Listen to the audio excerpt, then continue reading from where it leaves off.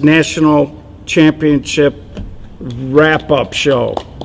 We got a special guest here today, William Ross. Will the thrill. Thanks, Gio, for having me on. Looking forward to having some fun with you and Jerry here on the show. I've been begging you to come on. I've been begging. I don't want to mess with the program over here with the two You're guys. 4-0 pitching, so we got to be all Gio. Yeah. Well, we'll see about that. Oh, come on. But anyways, so we're going to be going through quite a lot of stuff today. We have the women's tournament. We had a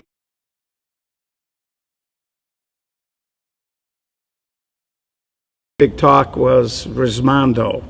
So we're going to be going through that. Before we do, we had a few inquiries we saw online, people wanting to know how they could know more about 16-inch softball. So we're going to put our contact information up there. For those of you checking out the show tonight, you can email us at info@ssasoftball.com, or you can give me a call at 708-807-7043. We love talking softball with everybody, so anybody that wants to call us, we will be more than happy to let you know about the 16-inch game. So back to the panel. Pretty good weekend, good crowds. Everybody seemed to be having a good time, a lot of interest.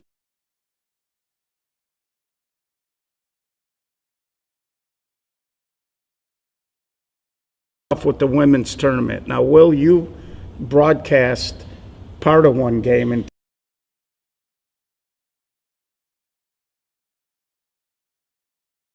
the game for you, but what was your impression being over there? So first of all, the crowd over there, a lot of players that were knocked out of the tournament.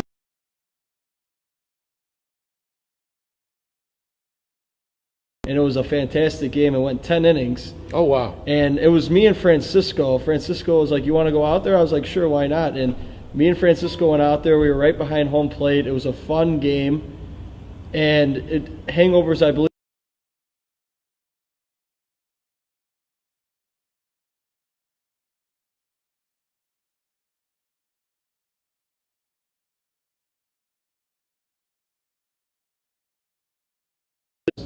That I missed the championship game because Flashback was playing Rismondo, so I was a little disappointed in that, but overall I heard all good things and look forward to seeing the women's game keep growing. Yeah, they seem to have very loud, energetic crowds, and certainly on Sunday they all stuck around. It was one of the biggest crowds we've had on a Sunday for a major in a long time, and a lot of the teams that got eliminated stuck around. And I think if you go back and you look at the clip of the awards, you could tell how crowded it was. So overall, a very good day. So let's show that picture. National champions, the Hangovers, they are now heading into next year. They'll be two-time defending champs. And, they snuck past the Lunatics 2-1. In what was a very good ball. And we'll slide over and show you a picture of the Lunatics, who were the runner-up, and they came out and they had a very good weekend as well. And fun tournament. I heard nothing but good stuff. We apologized to the women. We kind of screwed up the bracket a little bit, and as a result of that, from a timing issue, we were unable to show the national championship game, but we heard them. We heard them. We did. We heard them. They were loud. In fact, the first 3 or 4 innings of your game, I think there were more people watching the women, and then they gravitated over to the men's game when that finished. And so we're going to do better. Next year we'll make sure we do the bracketing a little different so that we build it.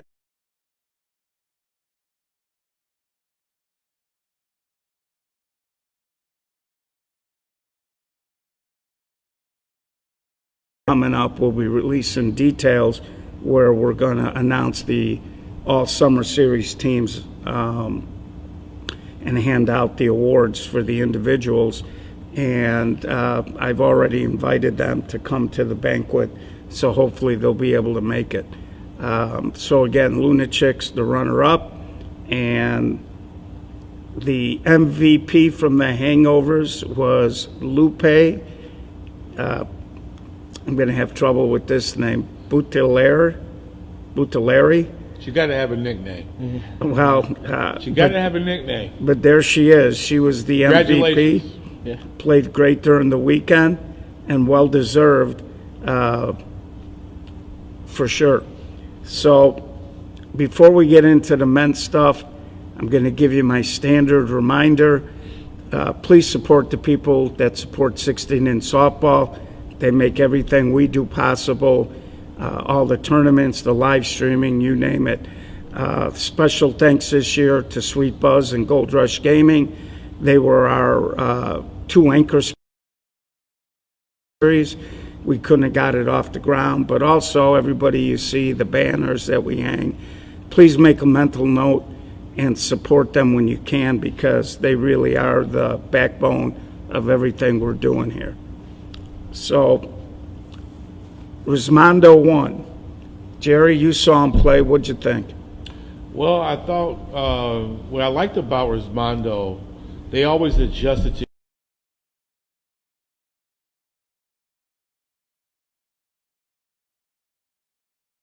played in and through the long game. Rest, I will lose.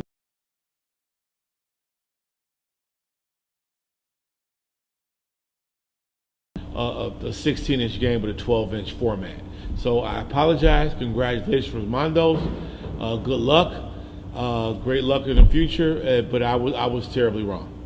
Well, you were actually on the field with Flashback for 3 games with them. What were your thoughts? I was impressed. Different than the fact that we have and are basically, amateurs. They're lugging their kids around. They're, trying to play softball.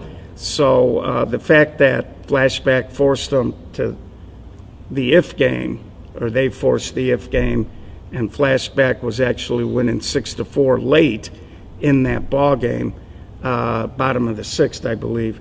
I think that actually speaks pretty highly of our game, because our teams, we recruit small geographic area, and we got 10 teams all fighting for the same kids. And as good as your roster is, Will, there are another 10 or 15 great players that actually don't play on Flashback. And I know everybody thinks you guys got every great player in softball, but you don't. And that's not a slam on anybody on your team. But so I thought that 16-inch represented itself well when faced with Rismondo. And Yeah, one other thing to touch on Rismondo, I was coaching first in the winners bracket final.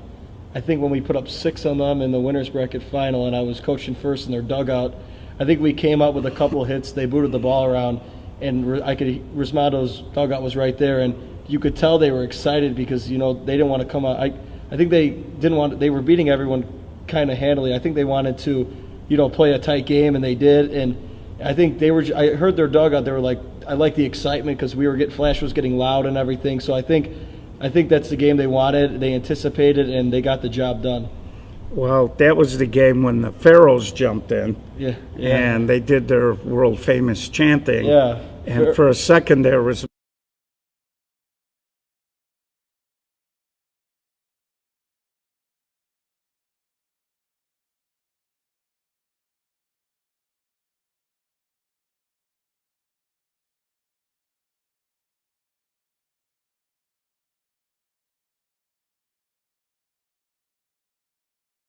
Was lifted off of me predicting the Pharaohs should win the game. well, I don't know about that, Jerry. I think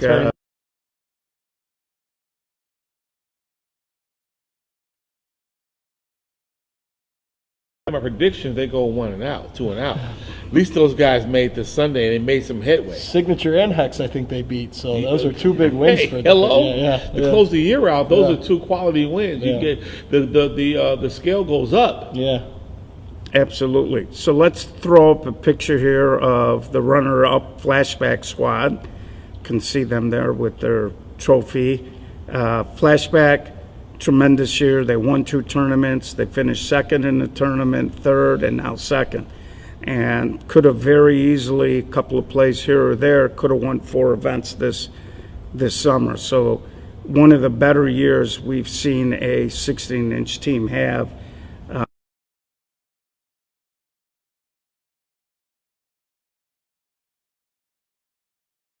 According to the summer series points total, and any like you said, 1 or 2 wins either way, 1 or 2 bounces either way, and they pretty much walked the whole field. So flashback, hats off to you.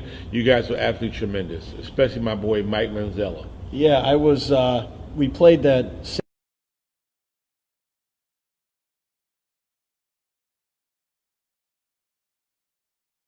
SSA Nationals in Carroll Stream a couple.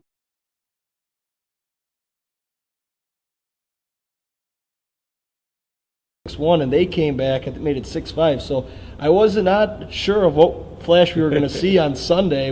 Then Chuck's was 4-4. So Flash, like they did at the No Gloves, we escaped with some wins.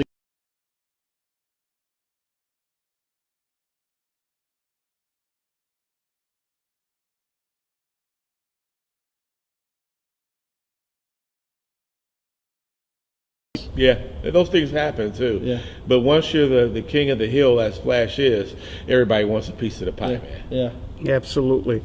And of course, finishing third, some familiar faces, the 45s. Had a couple of rough games against Rismondo. Played well overall, and they've ended up finishing third. Congratulations. Yeah. Yeah, so, and they were shy a couple of people too, and, they didn't have, as Will, you pointed out when we were talking earlier today, that they didn't have really much of a bench, Yeah. which is very unusual for the 45s, especially in the bigger events like the major or the no gloves. So, they held on there though, and they found a way to finish third. Yeah, one more thing on the 45s with Anthony Sanchez getting injured. I think put a lot more pressure on the younger players of the 45s, and and they were on the wind blowing in against Rismondo. So Anthony Sanchez getting injured really hurt that team over the weekend. So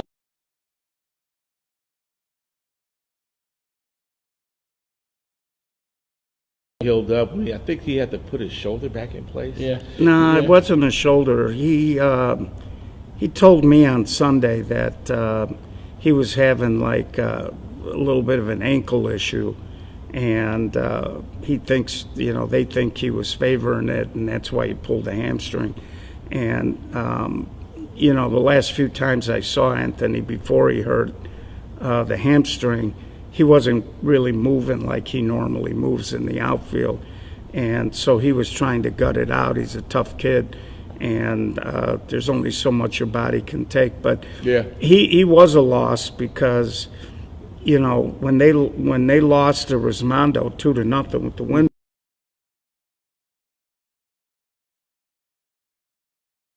Innings, Yeah. and they actually had more scoring opportunities than Rismondo.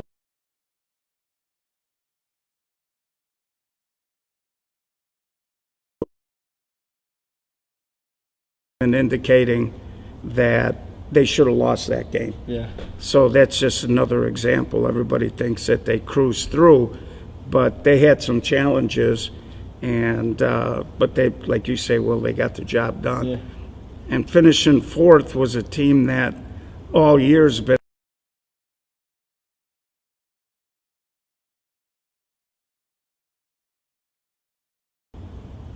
and that was March. They had a real solid year, and I'm really sorry, folks. This keeps cutting in and out on us today. We're having Wi-Fi issues. So, it was one of those things where, March did what they had to do. They end up finishing fourth, and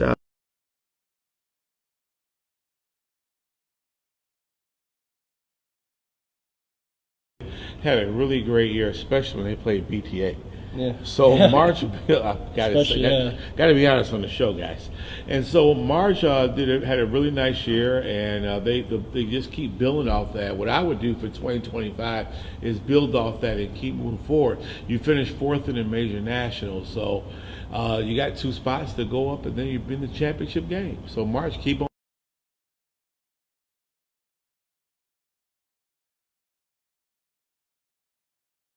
Winners bracket till I think Sunday. So good. That's what you got to do, to finish late in these tournaments. So March, great season, and a lot of players on that team really up and coming, making a name for themselves. Well, I got a question for you. Dave Navarro, signature, Joey Agardo from Flashback, also the batting champ. He hit 688.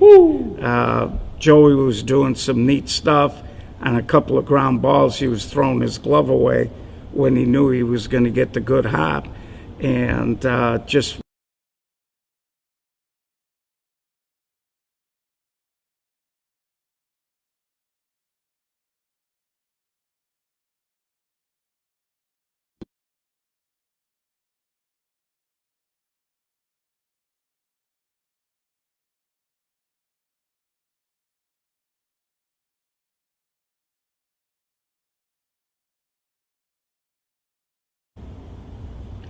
sorry, folks, it seemed like it cut out again. But Anthony Scarlatta, what can you say? It just seems like at every major he just performs. A left fielder from Rismondo. Wow. All these kids had tremendous weekends. Congratulations. And they all were pretty spectacular. So now we're going to show you a picture of the first team all-tournament guys that were there. Sunday night, Rismondo, another guy that had a great weekend. Curtis Ostrom, he just continues to play well. Yes, he does. And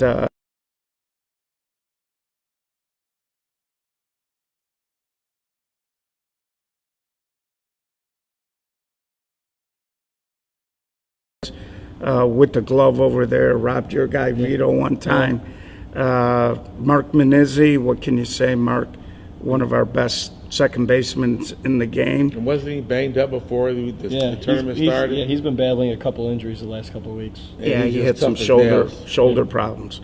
Danny Dispenza, double machine.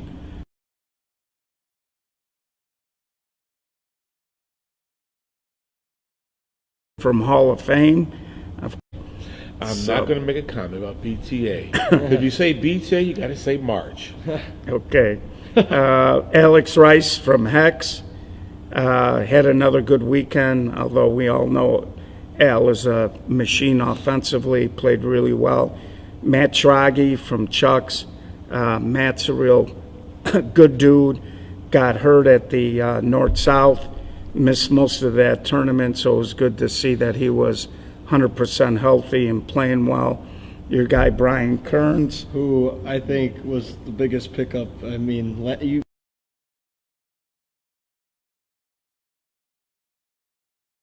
on base, they don't put Jibs and my dad don't put pressure on him in the outfield because you got Ryan, Justin, and Danny. But he leads off every game he's at. He extra hits and he gets on base, and that's what he needs to do, and he does it. The rich get richer. That's what I can say. When I heard they picked up Kearns, I'm like, oh my God. Yeah.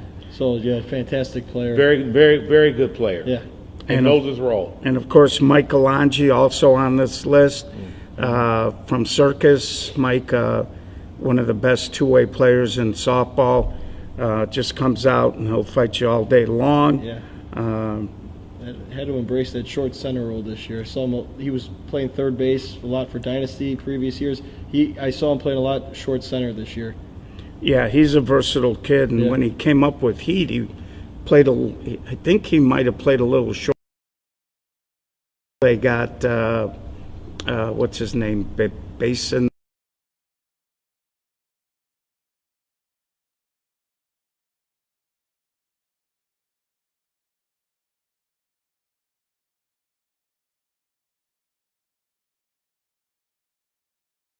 Continues to play ball. And he hit. And he's pitching again tonight in the co-ed. Yeah, so, I mean, right he's just out out. here. Yeah. So he don't stop.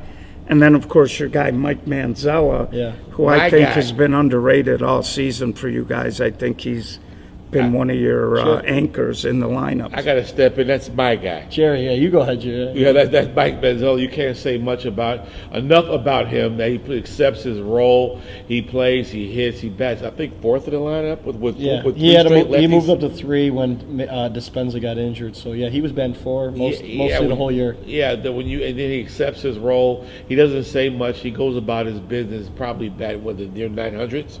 Yeah, he had a fantastic year. I mean, just another nice pickup for this team, and he really embraced the catcher, and he batted 4th, and he did really well this year. So hats off to Mike Manzella. Great season. And, you know, it's interesting that you mentioned the Dispenza injury, because I'm kind of thinking maybe the outcome is a little different if Danny doesn't get hurt. He was having such a good weekend. Yeah. But let's put that picture up. Second team all-tournament guys that were still at the park. Give them their due a little bit.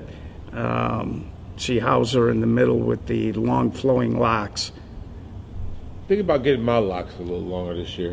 Next 2025, I'm going to go with the long hair. Well, you got here. Are you going to bring the solutions back too, Jerry? The solution's done. Long live Obos. Obos is up and coming. We're going to get Mike Manzella, Dan Dispenza, Wes Shannon, and change the world. We're going to shock the world. There you go. And, of course, the MVP, Corey Briggs and Rismondo. Congratulations. Congratulations, Jerry. Congratulations. And I know you mentioned the big catch he made in your game, but he also had a huge catch in the 2-0 win against the 45s, and had that ball got past him, came diving in, sold out to make the catch. And if that ball gets past him, you know, the 45s probably put a couple up, and maybe that's a whole different ball game. So Corey Briggs, he had good offensive numbers, but I got a feeling that he got picked for his defense as much as his offense, because he did a real nice job in center field. Yes, he did. And when Vito pounded that ball to right center, the park, everyone, the Pharaohs were right there. Everyone thought it was a 2-run homer in the gap, and he came out of nowhere, laid out, made a sensational catch, and just hats off to him because right there.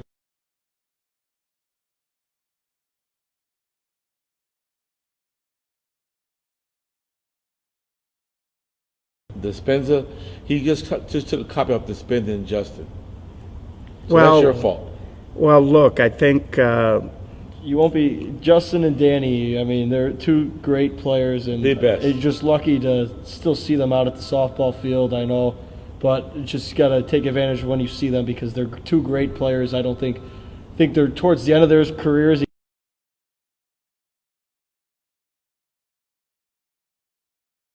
Those 2 guys, I think.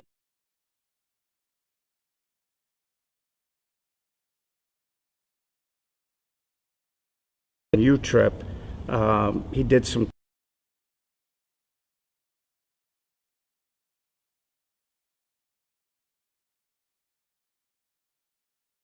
on our site.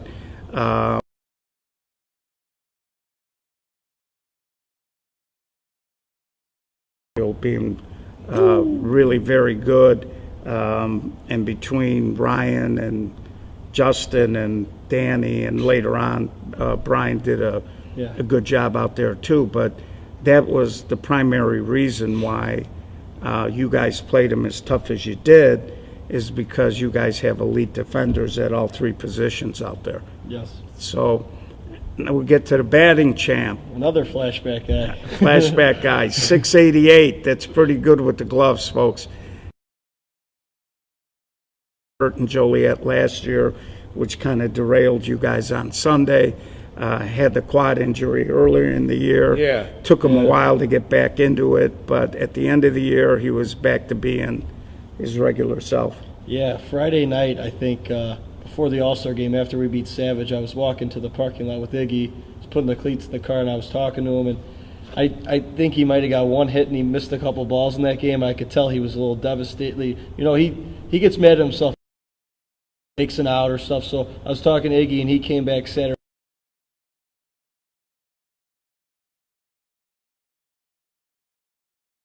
because of that. Congratulations. Yeah. Well, and of course, he always plays a good shortstop. Yes. So, once again, we're going to take a break before we get to the Summer Series leaders. These are now basically final when we get to them. But again, Sweet Buzz, Gold Rush, support the people that support 16 in softball. So we're going to start off with the batting average. You had to have 60 at-bats. Came out to 12 at-bats per event.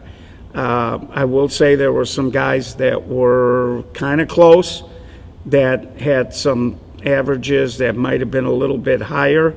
The one guy in particular, Wes Shannon, but unfortunately the last two tournaments BTA didn't do quite as well as you would have expected him to do, and he didn't get a lot of at-bats the last two tournaments.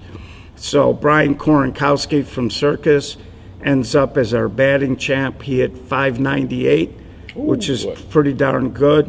And a kid that I talk about on the streams, but nobody really gives a lot of credit to, Billy Quirk from Iron. Yeah. He had a triple and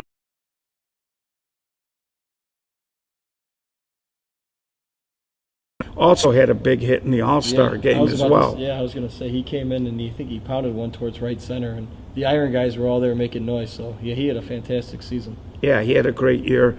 Kurt Ostrom from Hex, Congratulations, Kurt. 559, Still or as doing I it. call him, the straw that stirs the drink. And I think Kurt embraced it. I think he became the two-hitter this year for the Hex team. Yes, he really did. embraced it, and really they moved him up in the order, and the results were there. He played fantastic all year. Well, Kurt's a highly competitive kid. Yeah. He's an excellent outfielder, very talented. He kind of talks like he's an old man now, but, you know, old as me and Jerry. Yeah. That's old. That's old. Of course, a guy bringing it up, the last guy on the list, young kid, up-and-coming player, Jeff Mastari from the 45s, hit .519. So yeah, one thing about Jeff Mastari, I think, Gio, we were talking about before, I think really start of the year he was like the 6'7" hitter for the 45s, and he showed up to all the games. He was hitting great, and he moved. I think he was the 3 or 4 hitter at Nationals. Just shows you how great of a season Jeff Mastari did at his first time playing major ball this year too. Yeah. So Jeff Mastari had another great season. yeah, he That's really a big did. jump coming from, I forgot what team. The Hardway team. The Hardway. Yeah. And now you're going to the 45. So, Yeah. you know, he comes from great genes. Yeah, yeah.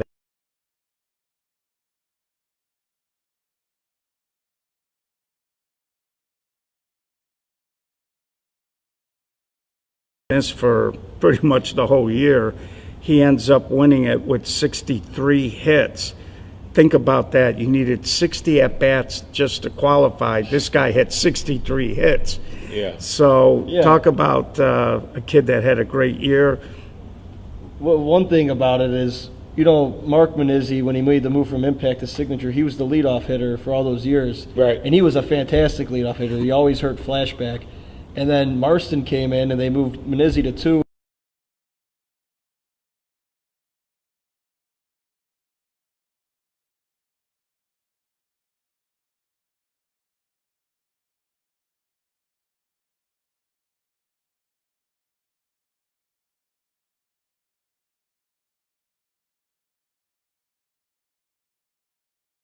Good year out of Signature too. I know. Seriously, congratulations. Yeah.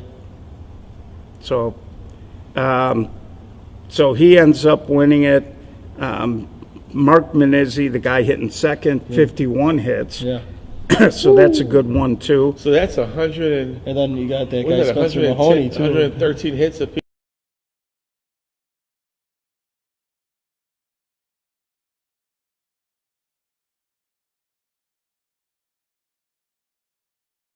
.50, and Signature did during the course of the year score a lot of runs, and these three guys were definitely a big part of it, as was Anthony Scarlata, who's fifth on the list Oh, with Signature. 49.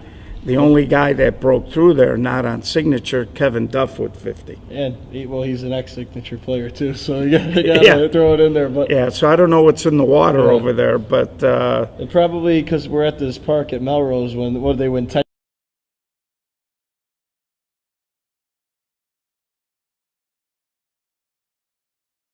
Flashback, so we got double dipped twice this year, but yeah, so.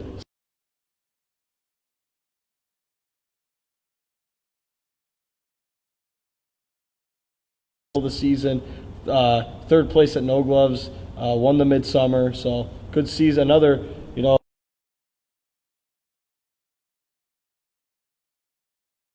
good job. The three-headed monster. absolutely. And then, of course, we got the doubles category, and guy that's been leading it all year No question. ends up winning a lot of hits away from people. Yeah. So we get to the triples. There's Spencer Mahoney leading with 6, Ryan Russ from your team with 5, Brian Toomey, good young player with iron, had 4.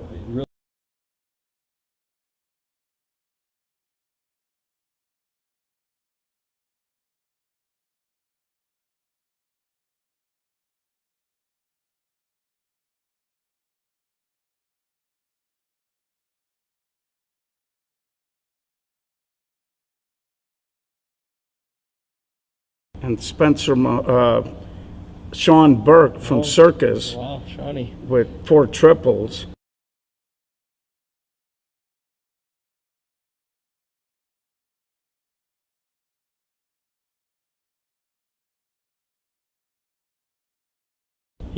Sean Burke, very underrated, I'd say.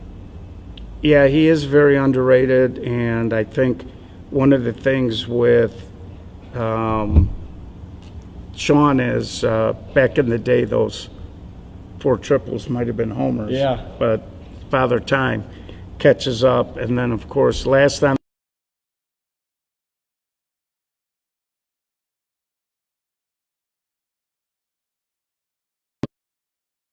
checking in with 4 as well.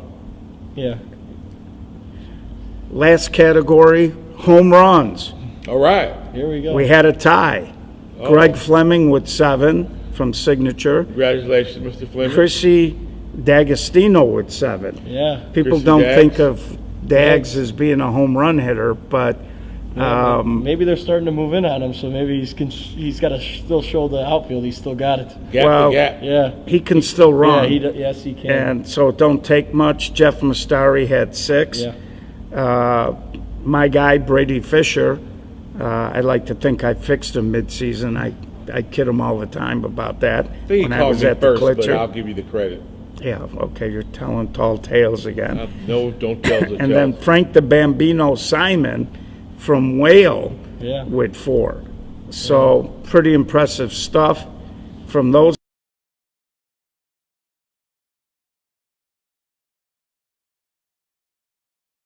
With 48.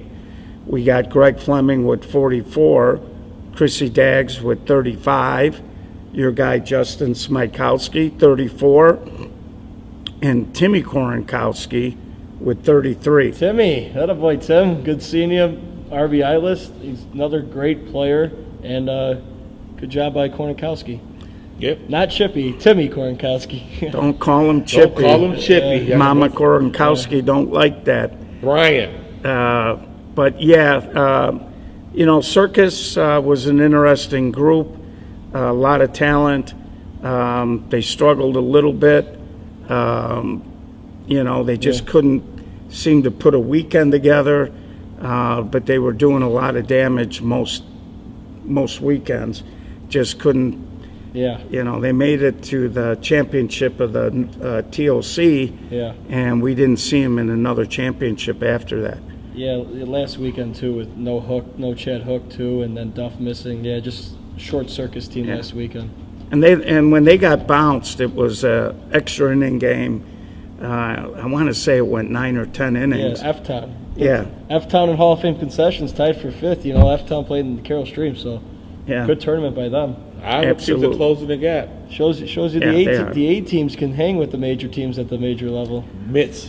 Yeah. With those Well, mitts. well, yeah, that with the, yep. Yeah, that helps. And F-Town's got some younger kids on that team. They got some veterans. I love their pitcher, Dan Webb. And that's another example of, they all like each other. They're close-knit, which we see a lot in.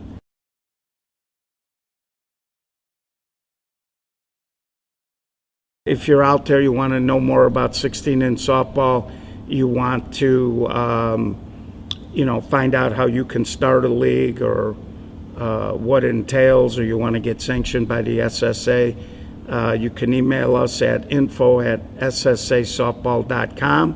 You can give me a call at 708-807-7043, and we'll try to get you squared away.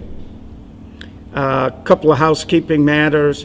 If you managed a team that played in a summer series event, which was TOC, North-South, Midsummer, No Glove, and the Major, I'll be reaching out to you via text with a link for you to nominate players on your team by position for the Chicago Summer Series, all Summer Series teams. I guess I misphrased it. First team, second team. First team, second team, and also we're going to be doing first and second all defensive teams.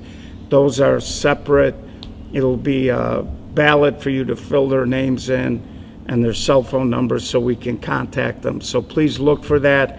We're hoping to have our Chicago Summer Series end of the season banquet where we will announce the teams and give them little plaques and things for making the All-Summer Series team.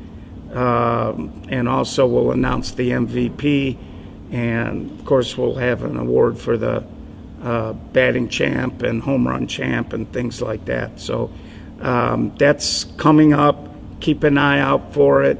It's probably going to go out tomorrow to you managers via text. And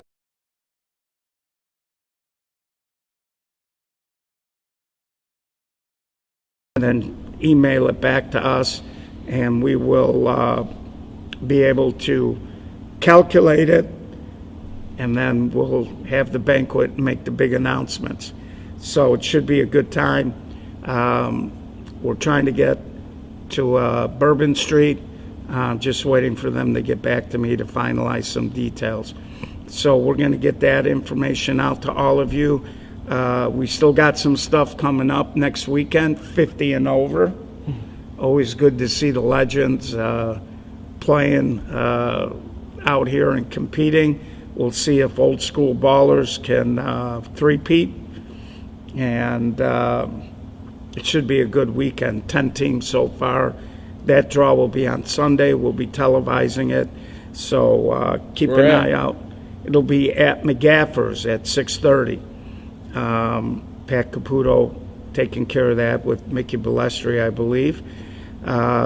End of September, we'll have the 14-inch co-ed mushball tournament. So if you're a co-ed mushball team, still plenty of time to jump in. It'll be right out here at Bulger as well. And last but not least, of course, we have the big ball getaway tournament in Las Vegas, Nevada. So that's always fun. It's starting to pick up a little bit. City. Yeah. Teams are starting to call Ronnie about getting in there. And what do you think, Will? Will Rismondo take a trip? I don't know. They should, but I don't know. Well, actually, they